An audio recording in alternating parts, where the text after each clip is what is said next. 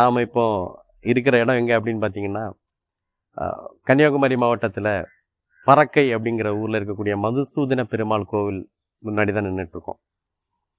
இந்த கோவிலுடைய ஒரு தனி சிறப்பை பற்றி பார்க்குறதுக்கு முன்னாடி இந்த கோவிலுக்கு என்ன விசேஷம் அப்படிங்கிறது பார்ப்போம். நம்முடைய திருவிதாங்கூர் சமஸ்தானம் ஆண்டு கொண்டிருந்த காலகட்டத்தில் 8ஆம் நூற்றாண்டு முதல் 10ஆம் நூற்றாண்டுக்கு உள்ளாடி இடப்பட்ட காலங்களில் கட்டப்பட்ட கோவில் என்று இந்த ஆலயத்தை நம்ம சொல்லிட்டு இருக்கோம்.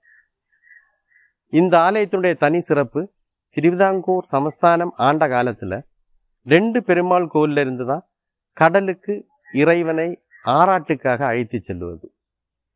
ஒன்று திருவனந்தபுரத்தில் அமைந்திருக்கக்கூடிய ஸ்ரீ பத்மநாப சுவாமி க்ஷேத்திரம், இன்னொன்று நம்முடைய பறக்கை மதுசூதன பெருமாள் ஆலயம். இந்த ஆலயத்திலேருந்து சுமார் 6 கிலோமீட்டர் இந்த ஆலயத்தில் ஸ்பெஷலாக இருக்கக்கூடிய ஆட்கள் விரதம் இருந்து இங்கே இருந்து பகவான் ஆராட்டுக்காக அழைத்து செல்வார்கள். அந்த அழைத்து செல்லும்போது அவர்கள் 6 கிலோமீட்டர் ஒரே அடியாக தூக்கி போயிட்டு இருக்க முடியாது. அதனால் அவங்க என்ன பண்ணுவாங்க அப்படின்னு பார்த்தீங்கன்னா, அந்த காலத்திலேயே ஆங்காங்கே இவங்களுக்கு இளைப்பாறுவதற்காக ஒவ்வொரு கல் மண்டபங்கள் அந்த காலத்தில் கட்டி வச்சுருக்காங்க.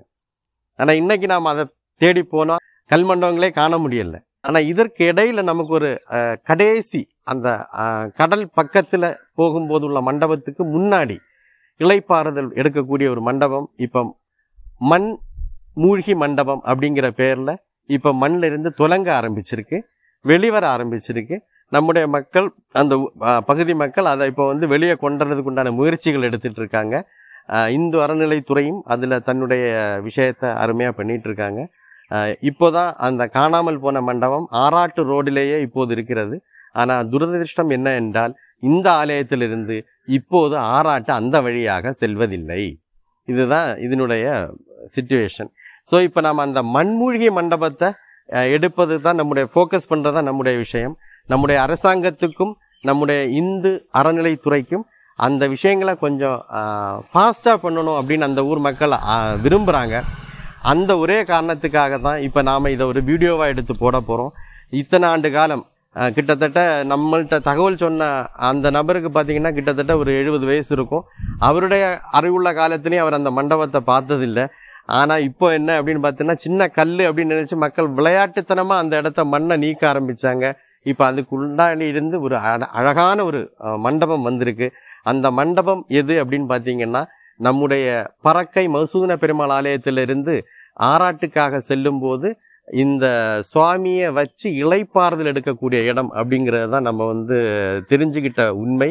அதை பற்றின டீட்டெயில்ஸ் தான் நம்ம இப்போ பார்க்க போகிறோம். வாங்க.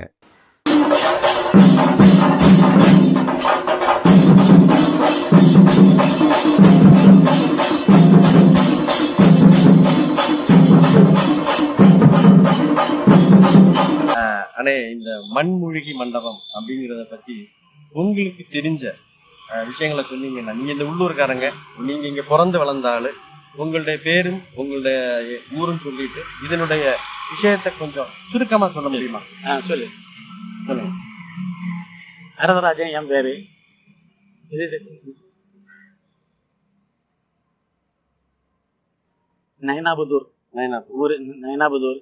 இது புத்தளம் வில்லேஜ். சர்வே நம்பர் 385/5, 55 ஏர். சர்வே நம்பர்லாம் தெளிவா வச்சிருக்கீங்க. ஆமா. நீங்க எங்க ஒர்க் பண்ணிட்டு இருக்கீங்க? சர்வே டிபார்ட்மெண்ட்ல. சர்வே டிபார்ட்மெண்ட் அதானே கேட்டேன். சொல்லுங்க. 385/5, 55 ஏர். 55 ஏர்னா 1 ஏக்கர் 38 சென்ட். இது இப்போ எனக்கு 69 வயசு ஆச்சு. நான் சின்ன பிள்ளையா இருக்கும்போது இந்த மடம் தெரியல. 10 வயசு டைம்ல லேசா ஏதாவது கல் எடுத்து அடிச்சோம்னா சவுண்டு கேட்கும். அது மாதிரி நாளடைவில் இந்த கால போக்கில் அந்த மடம் கொஞ்சம் தெரிய ஆரம்பிச்சு. ஒரு நிமிஷம். அப்ப அது வரைக்கும் இது மண்ணுக்குள்ள இருந்தது? மண்ணுக்குள்ள இருந்து 69 வருஷமா? ஆமா, எனக்கு 69 வயசு ஆச்சு. அதுக்கு முன்னே ஃபுல்லாக மண்ணுக்குள்ள தான் இருந்து. சரி. இப்போ எங்க அப்பா என்ன சொல்லுவாங்கன்னா, தெப்பகுளம், அதுக்குள்ளதான் நம்ம மடம் இருந்து அப்படின்னு சொல்லுவாங்க. ஓ, ஆமா, ஃபுல்லா தெப்பகுளம். அப்ப நீங்க சொல்றது பார்த்தா நாம இப்ப தெப்ப குளத்துக்கு மேல நின்றுட்டு, தெப்பகுளத்துக்கு மேல நம்ம தான் எங்க அப்பா சொல்லுவாங்க. டிக்கெட்டு அதில் கிடக்கு. இப்போ 2 கல்லையில கிடக்கு. இந்த ஹைவேஸ் ரோடு போட்டதில் அந்த கல்லை எடுத்து தனியாக போட்டிருக்காங்க. அப்படி இருக்கிற டைமில் மாதிரி ஊரில் இருந்து கொஞ்சம் ஆளுக்கு தோண்டி ஜெயிச்சு போச்சு தோண்டி தான் இவ்வளோ இடம் தெரியுது. இப்ப இந்த மண்டபம் அதுக்கப்புறம் தான் வெளியே வந்துருக்கு. ஆமா, ஐம்பராம் வெளியே தெரியும், இன்னும் கிளை இருக்கும். சரி, அப்ப இந்த மண்டபம் தான் நமக்கு பறக்கையில இருக்கக்கூடிய மதுசூதன பெருமாள் அந்த ஆலயத்தில இருந்து ஆராட்டுக்காக வரும்போது அந்த பகவானை உட்கார வச்ச இடம்னு சொல்றது இதான் பங்குனி உத்திரம். பங்குனி உத்திரத்துக்கு ஆராட்டு சாமி அங்கிருந்து வரும். அதுக்கு முன்னாடி காலையில கோயில்ல இருந்து ஆட்கள் ஒரு பூஜை போட்டு அந்த சாமி வந்த பிறகு நிப்பாட்டி ஆராட்டு கொண்டு போவாங்க. அப்ப இங்க இருந்து கடல் பக்கத்துல இருக்கு. இதுல இருந்து ஒரு 2 கிலோமீட்டர் வரும்.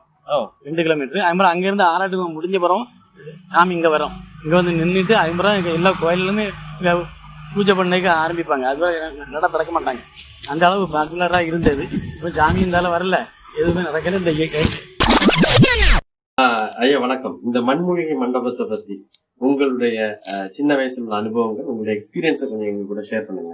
என்னோட பேர் ஜி செந்தில் ராஜா. எனக்கு வயசு 30 ஆச்சு.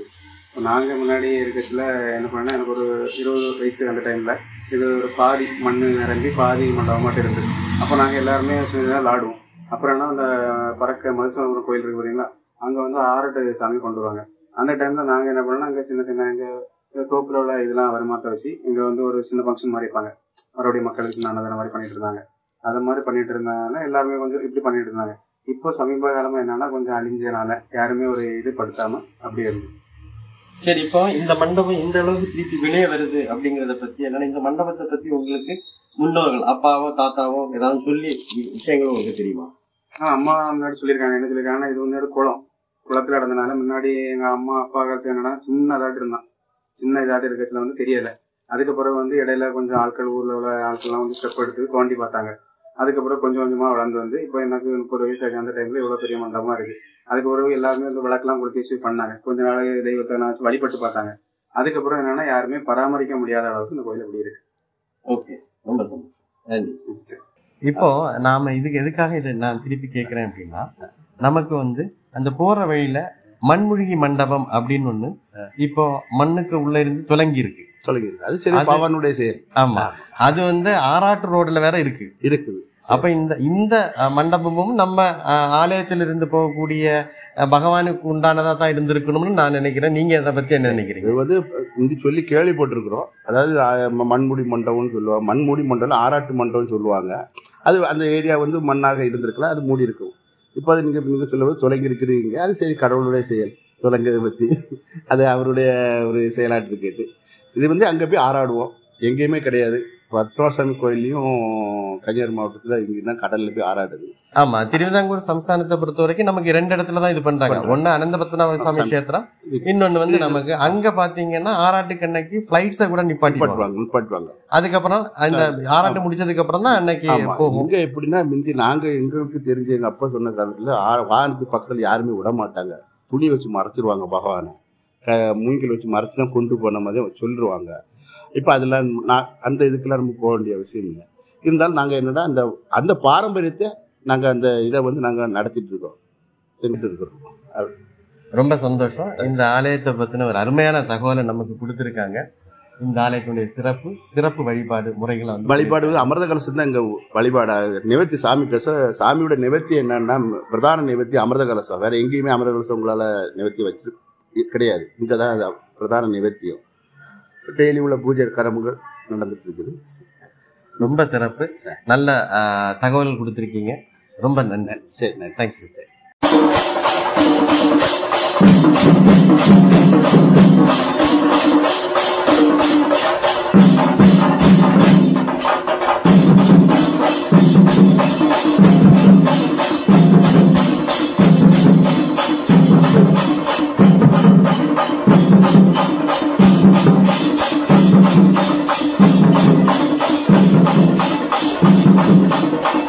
இப்போ நாம மண்மூழ்கி மண்டபத்திலிருந்து கிளம்பி அந்த பகவானை இங்கே தான் கொண்டு ஆராட்டு மண்டபங்கிறது இதுதான். இங்கே தான் கொண்டு உட்கார வைப்பாங்க. இந்த மண்டபத்தில் உட்கார வச்சதுக்கு அப்புறம் இங்கேருந்து பகவானை எடுத்துக்கிட்டு பக்கத்திலே கடல் இருக்கு. அடுத்து நம்ம கடலுக்கு தான் போக போகிறோம். அந்த கடலுக்கு எடுத்துகிட்டு போய் ஆராடிக்கிட்டு அந்த இறைவனை இங்கே கொண்டு வச்சு இதில் மஞ்சள் அபிஷேகம் பண்ணுவாங்க. அதுக்கப்புறம் இங்கே ஒரு நைவேத்தியம் பண்ணிக்கிட்டு தான் இவங்க இந்த பூஜையை முடிப்பாங்க. அதுக்கப்புறம் இங்கிருந்து கிளம்பக்கூடிய இந்த பகவானை எடுத்துக்கிட்டு நேரம் அவங்க எங்கே போவாங்க அப்படின்னு பார்த்தீங்கன்னா திருப்பி ஆலயத்துக்கு போவாங்க. இதுதான் இந்த இதோட வந்து ஆராட்டினுடைய மிக முக்கியமான நிகழ்வாக சொல்கிறது. இப்போ 6 கிலோமீட்டர் அங்கேருந்து நம்ம நடந்து வரோம். வழிநெடுகிலும் இருந்த அந்த இளைப்பாறக்கூடிய மண்டபங்கள் எதுவுமே இல்லை. அதில் இப்போ தான் சமீப காலமாக மண்மூழ்கி மண்டபம் அப்படிங்கிறது வந்து தொடங்க ஆரம்பிச்சிருக்கு. அந்த ஊர் இளைஞர்களும் அந்த ஊரில் இருக்கக்கூடிய மக்களும் பக்தர்களும் அவங்க என்ன பண்ணாங்க அப்படின்னு பார்த்தீங்கன்னா, ஜேசிபி கொண்டு வச்சு அதை எடுக்கும்போது மண்டபம் வெளியே வர ஆரம்பிச்சிருக்கு. இப்போ நம்முடைய அரசாங்கமும் இந்து அறநிலைத்துறையும் அதுக்கு வந்து கொஞ்சம் முனைப்பாக வேலை ஆரம்பிச்சிருக்காங்க.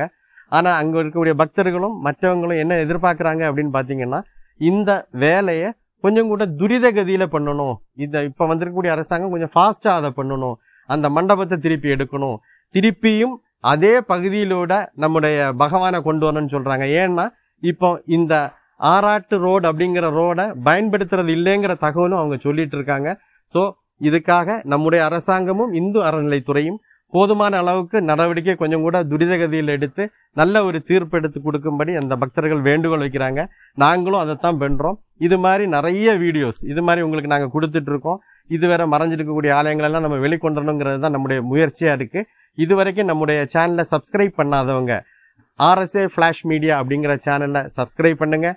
பக்கத்தில் இருக்கக்கூடிய பெல் ஐக்கானை கிளிக் பண்ணுங்கள். உங்களுக்கு புது அரிய தகவல்கள் அடுத்தடுத்த வாரங்களில் தொடர்ந்து ஆலயங்களை பற்றி கொடுப்போங்கிற நம்பிக்கையுடன் விடைபெறுகிறேன். நன்றி, வணக்கம்.